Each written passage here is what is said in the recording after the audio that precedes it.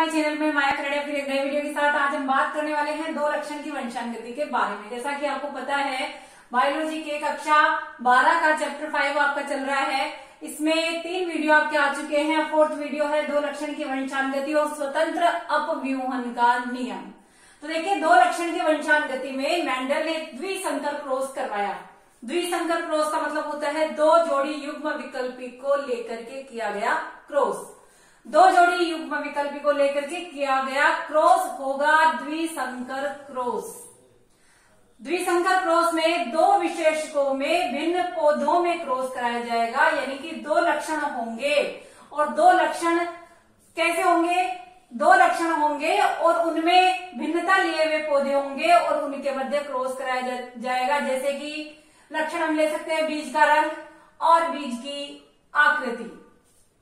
इसलिए दो जोड़ी युग्म विकल्पी को लेकर के किया गया क्रॉस द्विसंकर क्रॉस होता है। और उसका एग्जाम्पल जो है आपके सामने है, गोल और पीले बीज का क्रॉस कराएंगे हरे और झुर्रीदार बीज से।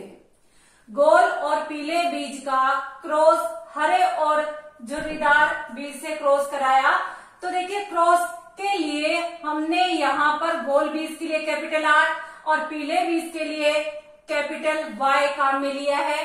हरे जो है कलर के लिए स्मॉल r और झुर्रीदार बीज के लिए स्मॉल y काम में लिया है। यहाँ पर सबसे पहले गोल और पीले बीज और हरे और झुर्रीदार बीज के मध्य क्रॉस कराने के लिए गैमेट्स बनेंगे, युग्मक बनेंगे। तो देखिए, युग्मक कैसे बनेंगे? कैपिटल R और कैपिटल Y, ये जो है होमोजाइगस समयुग्मजी कंडीशन है, इसमें लिया युग्मक कैपिटल R और कैपिटल Y बनेगा। इसमें बनेगा स्मॉल r और स्मॉल y। अब देखिए, कैपिटल R और कैपिटल Y स्मॉल r और स्मॉल y के मध्य जब क्रॉस होगा, इन गैमेट्स का संयोजन होगा, F1 पीढ़ी प्राप्त होगी। और F1 पीढ़ी में हमें प्राप्त होंगे capital R small r capital Y small y। तो देखिए, कंडीशंस बदल चुकी है। गोल और पीले बीज क्योंकि प्रभावी कैरेक्टर प्रभावी लक्षण F1 पीढ़ी में दिखाई देता है। प्रभावी लक्षण F1 पीढ़ी में दिखाई देता है, इसलिए F1 पीढ़ी में जो पौधे हमें प्राप्त हुए वो विषम युग्मजी गोल और पीले होंगे। बात आ गई होगी समझ में। गोल और पीले डोमिनेंट कैरेक्टर है कैपिटल R और कैपिटल Y। इस प्रभावी लक्षण की वजह से ये अशुद्धता लिए हुए होंगे, यानी विषम युग्मजी कंडीशन में होंगे और गोल और पीले बीज यहाँ पर उपस्थित हो गए हैं F1 पीढ़ी में। अब F2 पीढ़ी प्राप्त करनी है। F2 पीढ़ी प्राप्त करने के लिए F1 पीढ़ी के पौधों में स्वपरागण कराया जाएगा। स्वपरागण कराएंगे, इन पौधों में स्वपरागण कराएंगे। तो स्वपरागण के लिए वापस वही कंडीशन है, पहले युग्मक बनेंगे उसके बाद क्रॉस कराएंगे। तो युग्मक बनेंगे, इनके हम बनाएंगे युग्मक। इस कैपिटल R और कैपिटल Y को मिलाकर के बना ये युग्मक। देन स्मॉल r और कैपिटल Y को मिलाकर के बना ये युग्मक। फिर कैपिटल R और स्मॉल y को मिलाकर के बना ये युग्मक और स्मॉल r और स्मॉल y को मिलाकर के बना ये युग्मक। इस पौधे का इन्हीं पौधों से क्रॉस कराएंगे। तो ये क्रॉस के लिए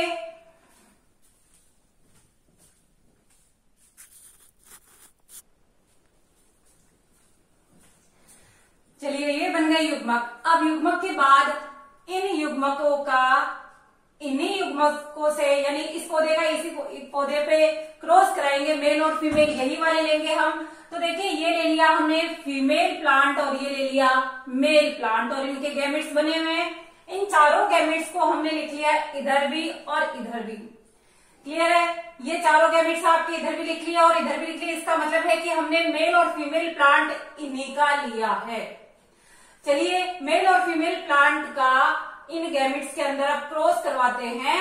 तो देखिए, इसका इससे क्रॉस कराएंगे तो कैपिटल R और capital Y capital Y। Capital R और कैपिटल Y का स्मॉल r कैपिटल Y से, तो capital R small r capital Y। इस तरह से इसका संयोजन यहाँ पर capital R capital Y small y और इसका संयोजन यहाँ पर capital R small R capital Y small Y, ये चारों संयोजन आपके सामने है। तो इनमें चारों में कैपिटल आर और कैपिटल वाई आ रहा है। इसका मतलब क्या है कि डोमिनेंट कैरेक्टर आ रहा है। तो डोमिनेंट कैरेक्टर आने की वजह से ये सारे पौधे कैसे होंगे, गोल व पीले बीज वाले। चलिए अगली पंक्ति हम देखते हैं। अगली पंक्ति में देखिए small R capital Y, capital R capital Y, इसमें भी कैपिटल आर और कैपिटल वाई आ रहा है। इसका मतलब ये भी गोल और पीले बीज होंगे।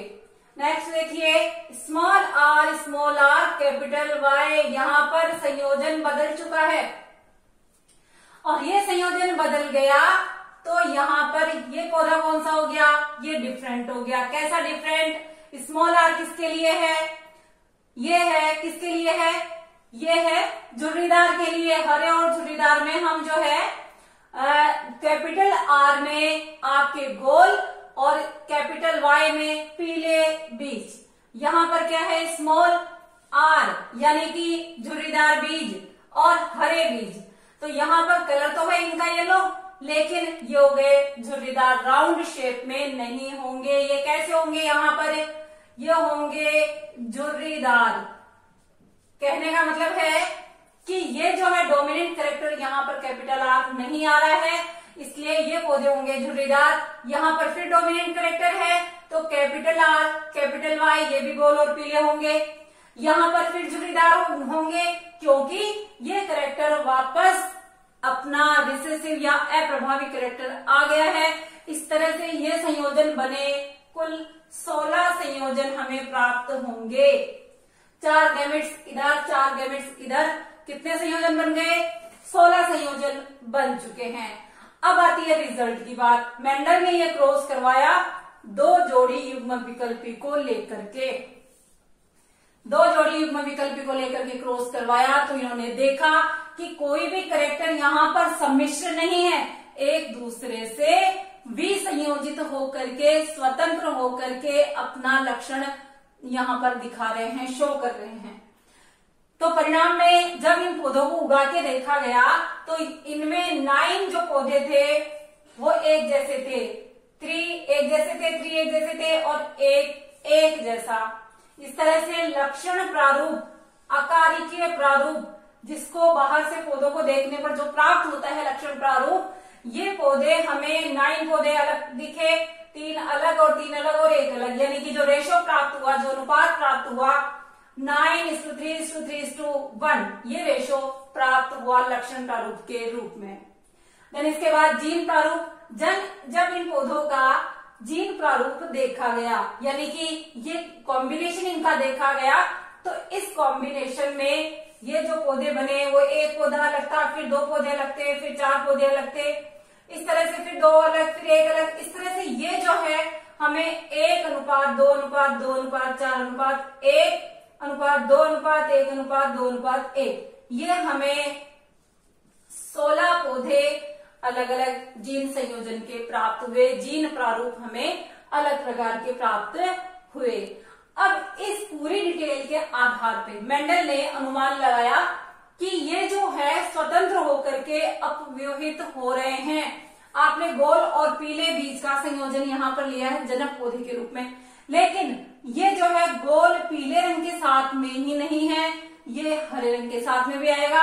इसी तरह से पीले बीज के साथ में कैरेक्टर यहाँ पर झुर्रीदार का भी आ जाएगा, गोल का ही नहीं आएगा।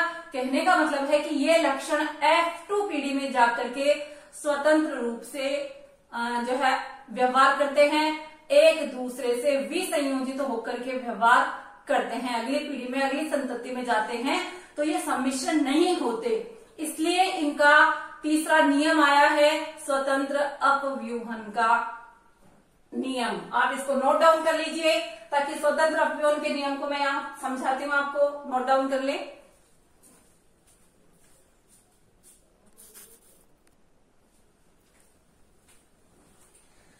चलिए स्वतंत्र अपव्यूहन के नियम में मैं आपको क्लियर करती हूँ कि मेंडल ने माना था कि गोल और पीले और हरे व झुर्रीदार दोनों लक्षण जोड़े के रूप में अगली संतति में जाएंगे। मेंडल ने क्या माना था कि गोल पीले और हरे झुर्रीदार ये जो लक्षण है ये जो है अगले पीढ़ी में जाएंगे जोड़े के रूप में, ये माना मेंडल ने। लेकिन हुआ क्या, आपने द्विसंकर क्रॉस देखा, उसमें हुआ क्या, F2 पीढ़ी में लक्षण स्वतंत्र होकर के व्यवहार करते हैं। F2 पीढ़ी में लक्षण स्वतंत्र होकर के व्यवहार करते हैं, यानी विपरीत हो गया। अब देखिए स्वतंत्र होकर के व्यवहार करते हैं, तो अब उन्होंने नियम दिया स्वतंत्र अपव्यवन का नियम। जब किसी संकर में लक्षणों के दो जोड़े लिए जाते हैं, जैसे कि गोल पीले हरे झुर्रीदार, दो जोड़े लिए जाते हैं, तो किसी एक जोड़ी के लक्षण विसंयोजन दूसरे जोड़े से स्वतंत्र होता है, यानी कि इनका जो विसंयोजन होता है वो स्वतंत्र होता है। कहने का मतलब है कि एक दूसरे से सम्मिश्र होकर के ये व्यवहार नहीं करते, स्वतंत्र रूप से व्यवहार करते हैं। तो ये है स्वतंत्र अपव्यूहन का नियम। उम्मीद है कि आपको समझ में आया होगा। अब बात करें कि मेंडल की सफलता के क्या कारण रहे थे। देखिए, मटर का पौधा चयन करना, पहली बात, मटर के पौधे से संतति आसानी से ली जा सकती है, स्वपरागित पौधा होता है। दूसरी बात, इसका जो फ्लावर है उसमें स्टेमन्स और पिस्टिल रीजन बहुत स्पष्ट होता है, यानी स्त्री केसर और पुंकेसर। स्टेप बाय स्टेप मेंडल ने F1 पीढ़ी, F2 पीढ़ी, F3 पीढ़ी प्राप्त की, इनका रिकॉर्ड मेंटेन किया, गणितीय जो है गणना की इनकी। साथ में इन्होंने व्यतिक्रम क्रॉस और परीक्षण क्रॉस भी करवाया। मेंडल ने इनकी टेस्टिंग करने के लिए रेसिप्रोकल क्रॉस, व्यतिक्रम क्रॉस यानी टेस्ट क्रॉस और बैक क्रॉस करवाया टेस्टिंग करने के लिए।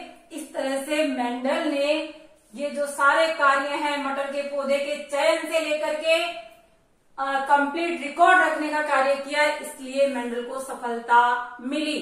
ये जरूर है कि मेंडल ने जीन के बारे में या जीन के बारे में स्पष्ट करने के बारे में मेंडल नहीं बता पाए, लेकिन मेंडल ने इन रिकॉर्ड्स को बहुत अच्छे से मेंटेन किया, इसीलिए मेंडल को सफलता मिली। तो ये आप नोट डाउन कर लीजिए। अगले वीडियो में हम क्रोमोसोमल थ्योरी पे डिस्कस करते हैं। चैनल को सब्सक्राइब नहीं किया है तो गए चैनल को सब्सक्राइब कर दे। Okay guys, thanks for watching.